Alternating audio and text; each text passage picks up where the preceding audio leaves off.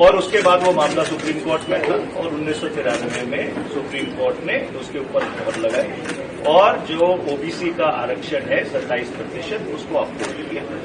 इसके अलावा कई ऐसे प्रदेश हैं हिंदुस्तान में जहां पे जो आरक्षण है वो 49% से ज्यादा है, जैसे तमिलनाडु में आरक्षण ऑलमोस्ट 67% है।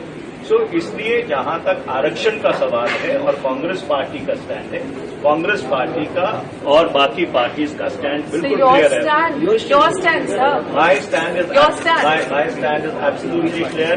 My stand is the stand of the Indian National Congress and So means Indian National Congress जो है आप सबको देसी भाषा में समझाना चाहती है, वो संविधान के विरुद्ध काम कर रही है, लेकिन संविधान को बचाने की बात कर रही है। वो आरक्षण के विरुद्ध काम कर रही है कि आरक्षण का बेसिस जो है आर्थिक होना चाहिए, आरक्षण का बेसिस आर्थिक होना चाहिए। कि इनका स्टेटमेंट है, मैं आर्टिकल दिखा देती हूँ। ठीक एक दिन पहले, कुछ दिन पहले, बिल्कुल मोहन भागवत का सर प्लीज आपको लूज कमेंट करना बंद कीजिए सर। आप ये बता सेंसेशन क्रिएट नहीं कर रहे सर, हिम्मत है डिबेट की। तो डिबेट ऐसे नहीं होता। डिबेट कैसे आप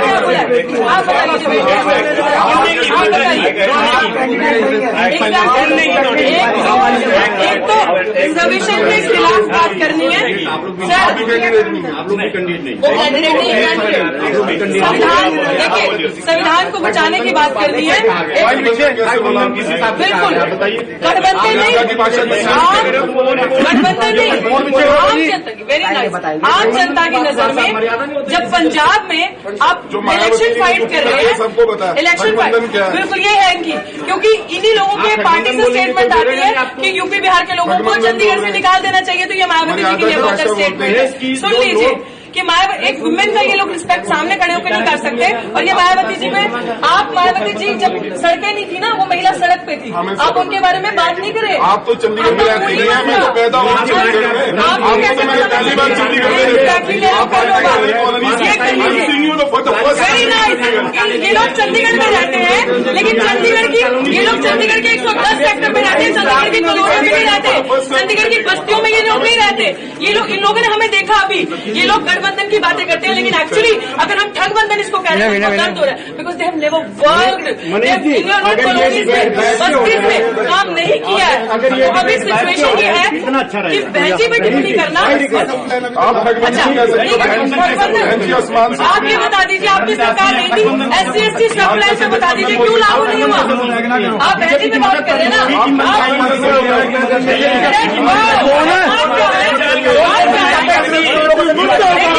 इनके पास कुछ नहीं है। अब हम बीजेपी की बी टीम बता देंगे ये काम में ठगबंधन, जनता को ठगना, जनता के लिए काम नहीं करना, कॉलोनियों। ये लोग चंडीगढ़ 1 से 10 सेक्टर का दिखाते हैं, ये लोग बस्तियों का चंडीगढ़ नहीं दिखाते। जो चंडीगढ़ कॉलोनीज में बस्तियों बसता है, डंपिंग जोन खाली बीजेपी की देनी थी, कांग्रेस की देन भी थी, और दोनों ही एक थाली के चट्टे पट्टे हैं।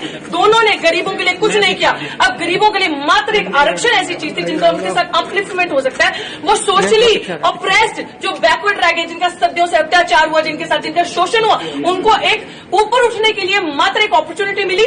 ये कह रहे हैं कि कांग्रेस का स्टैंड है, इट मींस कांग्रेस का स्टैंड एंटी रिजर्वेशन स्टैंड है, कांग्रेस का स्टैंड दलितों के खिलाफ है, कांग्रेस का स्टैंड बैकवर्ड समाज के खिलाफ है। गिनती करो का ड्रामा करके ये लोग अब ये दिखा रहे हैं कि हम लोग एंटी इन सारी चीजों के हैं।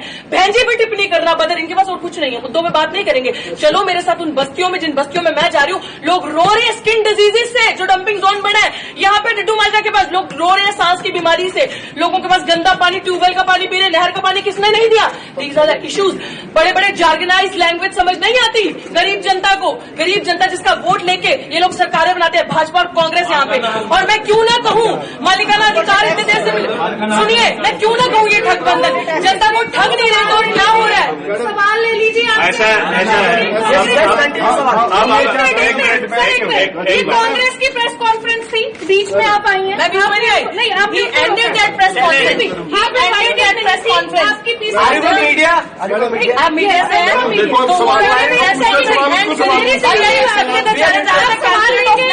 सवाल लेंगे, सवाल लेंगे, ऑफकोर्स लेंगे, बट सवाल लेंगे।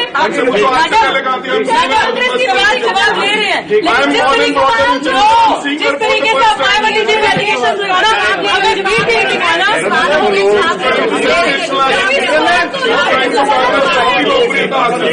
5,000 वोट मिलेंगे इनको। देखिए ऐसा कि मैं इस बात का स्वागत करता हूं कि बहुजन समाज पार्टी की जो उम्मीदवार हैं वो यहाँ पे आए। उन्होंने अपनी तरफ से एक राजनीतिक भाषण दिया। लोकतंत्र में हर आदमी को यह हक है कि एक मिनट मैंने इंटरप्ट नहीं किया। मैडम जी आप चुप्ता हो जाइए, मैडम जी आप चुप्ता हो जाइए, मैडम जी उसकी बात को सुना दीजिए। सवाल पूछ रहे हैं, पूछ रहे हैं, आप चुप्ता हो जाइए, उसकी बात को रखने दीजिए। आपने भाषण देना बाहर जाके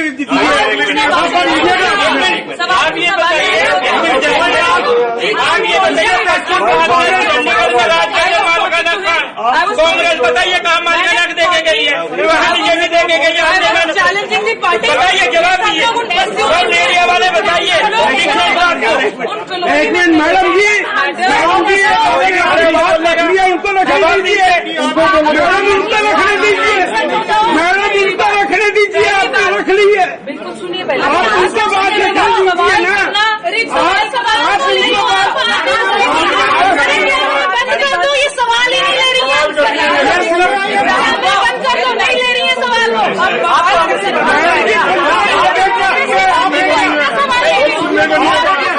सुनिए सुनिए, आपका एप्रिशिएट आए, लेकिन आंसर तो लेने दीजिए। मोबाइल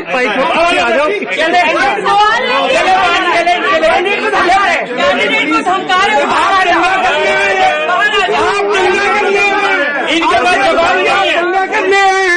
आप दंगा करके चली गई।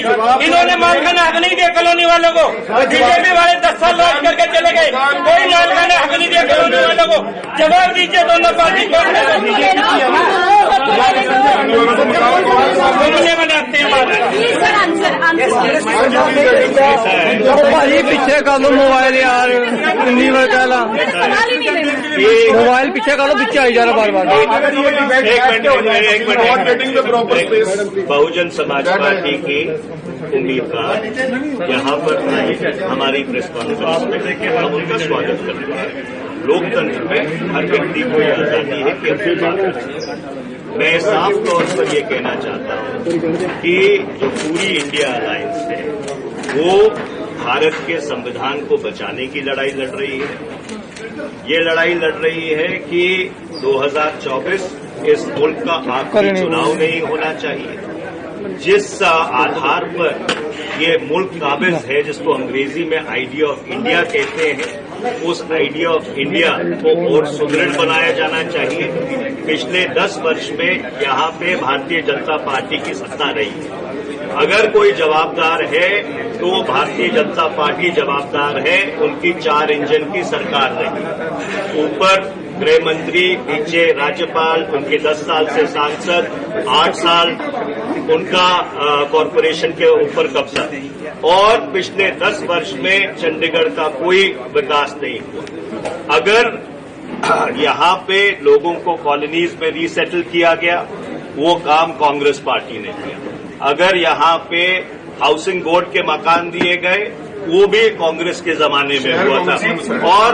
और इससे अगर मैं पीछे जाऊं, ये पंडित जवाहरलाल नेहरू की कल्पना थी कि जब वो यहाँ पे आए और ये चंडीगढ़ शहर की जो सबसे आधुनिक शहर है पूरे हिंदुस्तान में, उसकी संरचना की गई। तो इसलिए जब से चंडीगढ़ बसा है तब से लेकर आज तक चंडीगढ़ के संदर्भ में कांग्रेस पार्टी की इंडिया अलायंस की जो उपलब्धियां हैं वो अनेकों हैं, जो अगर मैं गिनाना शुरू कर दूं तो शाम के 6 बज जाएंगे। और इसलिए मैं ये कहना चाहता हूं कि इंडिया अलायंस बिल्कुल पूरी तरह से जीत की ओर अग्रसर है। और मैं ये विनती करना चाहता हूं कि जो संविधान की सुरक्षा की बात करते हैं वो कृपया भारतीय जनता पार्टी की बी टीम न बने। आपका बहुत बहुत धन्यवाद। यही बहुत बढ़िया। रुकिए सवाल के जवाब दीजिए। कांग्रेस भाग्य कांग्रेस वाले बात के। अब सवाल यहाँ पे ये है कि इन्होंने कहा कि संविधान को बचाना। सुनिए, ये जो कह रहे हैं कि हम संविधान को बचाना, SC ST सब